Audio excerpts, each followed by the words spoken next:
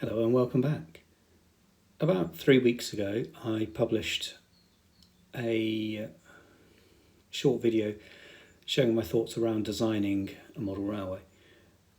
In this video, I'm going to look at the way in which I have constructed a baseboard for the railway so that you can see the process I went through. I have almost entirely used hand tools, apart from a jigsaw at one point. Again, it kind of shows that you don't need lots of expensive tools if you're making a small railway or if you're not constructing very much. So what you can see here is just marking out a frame. I'm using wood that I already had in to save money. It's not as deep as I would normally go for, and frequently I would make frames out of plywood rather than plain softwood, but needs must on this one. I'm also working with the model where I've only got about 6 inches of depth in which to store the model, so I've tried to keep the frame as small as I possibly could. So the frame's made of 34mm by 18mm plain softwood, and it's a very, very conventional frame that we build for it. I have notched parts of the frame rather than screwing and gluing it all. Again, I've done this to add a little bit more strength and rigidity. Screwing and gluing would have been slightly quicker, but this way works for me.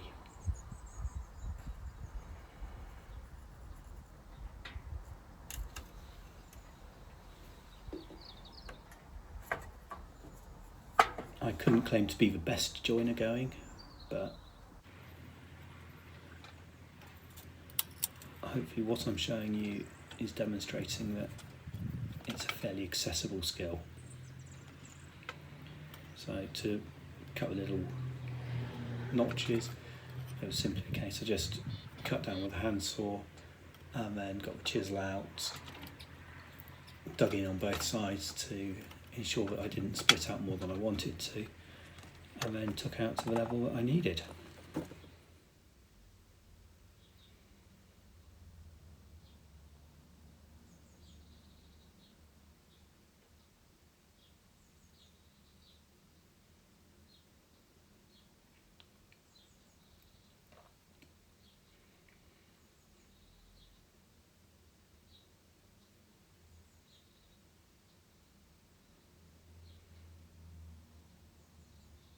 I only notched the main central spine rather than the edges.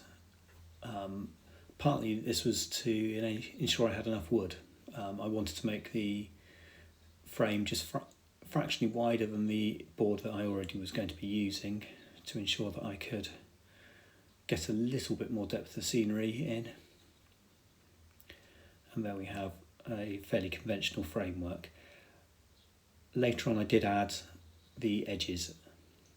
Now, one thing I did want to put or construct were some tunnel faces, so I used a couple of scale scene tunnel faces, again down to cost.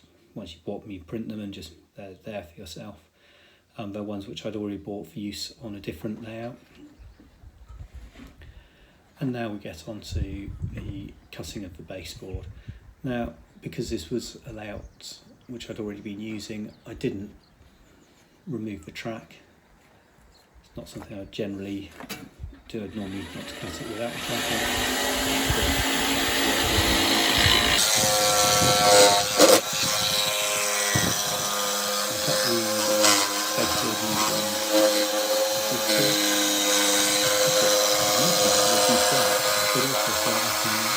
the scenery below track level, because having just a flat baseboard with no scenery below, it's not a normal feature that you would find within by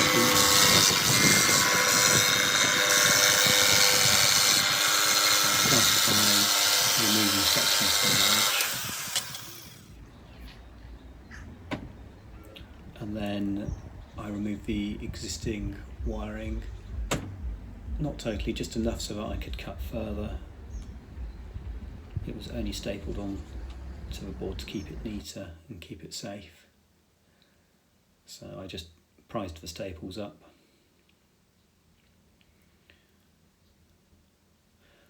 All the time I was doing it, I was hoping I wasn't going to damage anything particularly, just to save me a bit of time.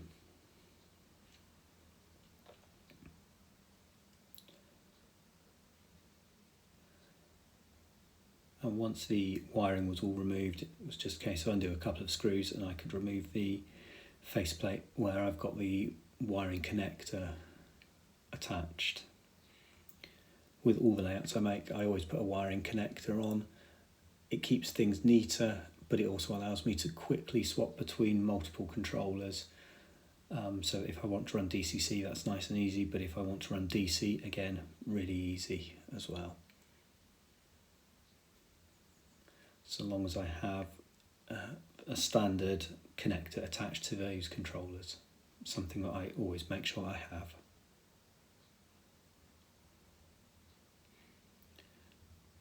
Right, and here comes the last of the wiring coming off.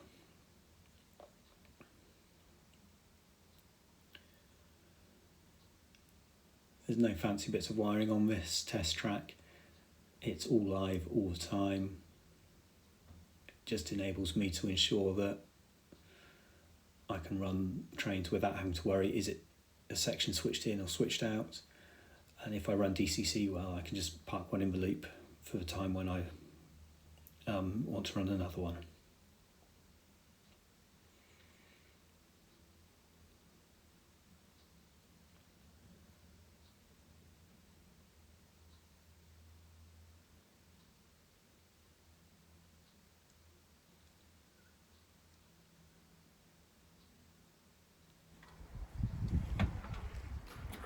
Having removed the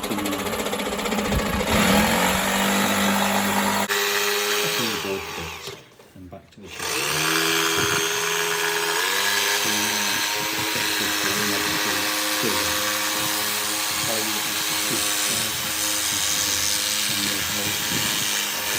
Get the blade through.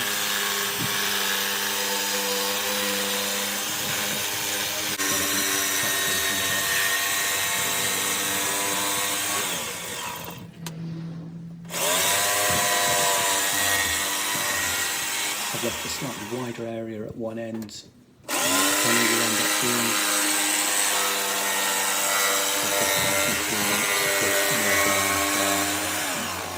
know I don't want to be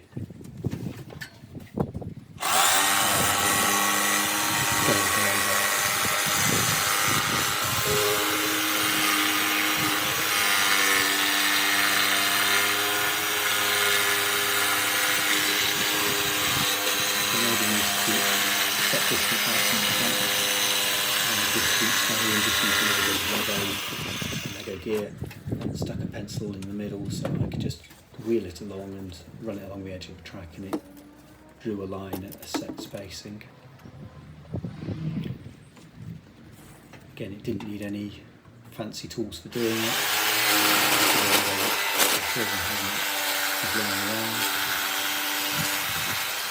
And now just cutting the last of the board.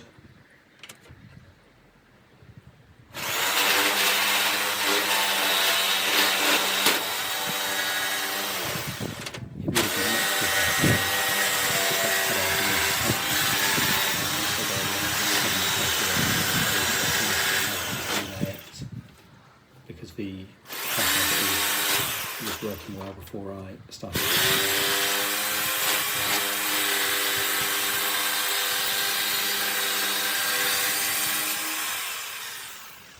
Right, so it's now all cut, and the moment of truth now needs to come.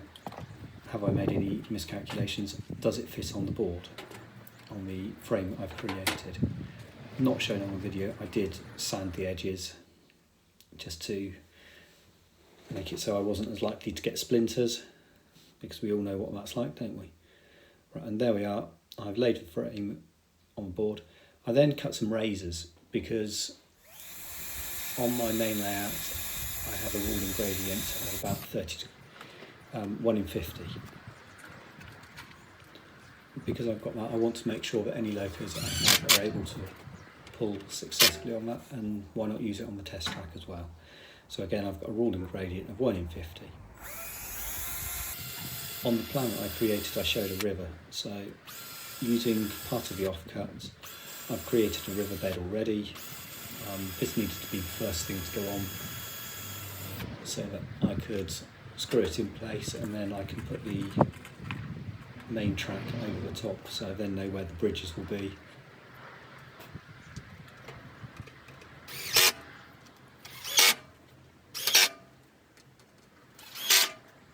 Whenever doing the screws, it's a case of drill a pilot hole and then just use the electric screwdriver to blast the screws in. Whilst you could do this all by hand, power tools here do make a big difference. They're certainly not power tools I've bought just for using on railways. I've used them in lots of other cases. The razors, they're just simply screwed into place, and they just lift the track up slightly. The highest level of the track is 70mm off the bottom of the frame. The lowest level of the track is 54mm off the bottom of the frame. On the curves at each end, the track is level.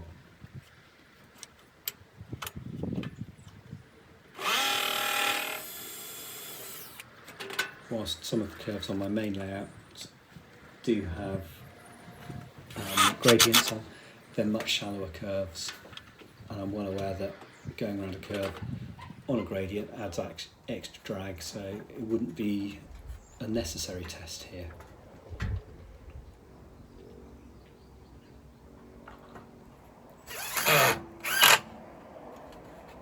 Whilst I was doing this part, the clouds were coming in, things were getting greyer, so I was rushing slightly to try and get everything done so I could get it all put away before the rain started coming in.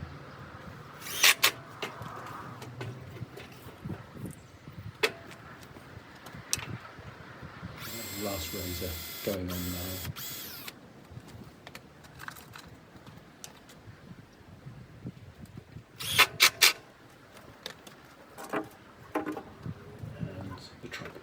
Being placed roughly in place.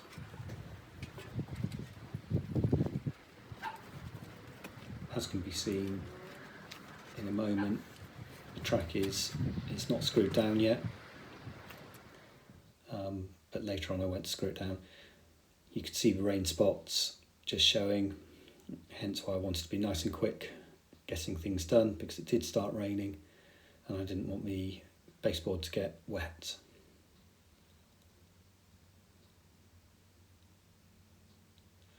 So I then went on and screwed the track bed down, and then it was inside, because it was still raining, to test the first train.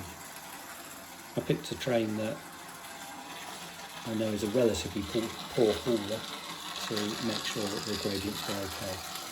In this case it's a Dacol 14XX. I've put an auto coach on it. As can be seen, it runs round absolutely no problems at all, doesn't struggle going up the gradients, and it goes round in reverse just as well.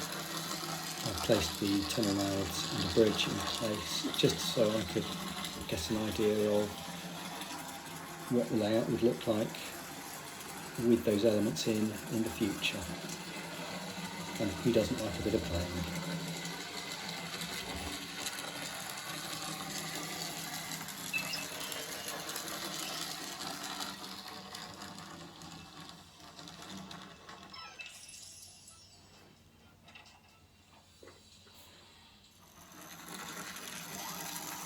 I then decided to test a few scenic shots, again, a bit of playing mainly, but it gives me an idea of what the layout will look like with things in place and what the views I will get from the layout are.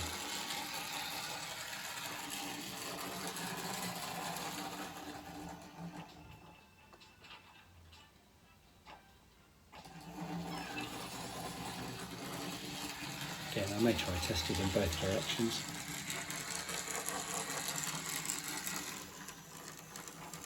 So on this shot we will have the train emerging from the tunnel now.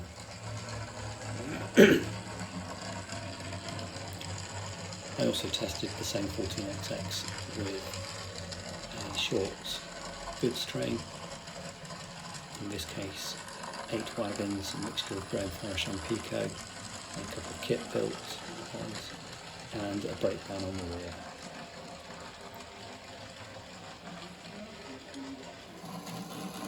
Well, this was probably the maximum I could get the loco to pull up the gradients.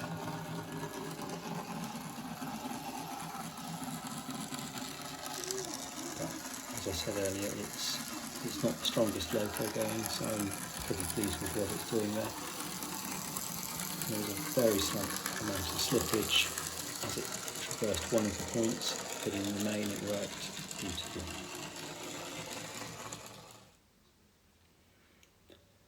Right, the next video in this series will show the ballasting process and construction of a slightly different bridge rather than the bridge I used here. Thanks for watching, I hope you've enjoyed it.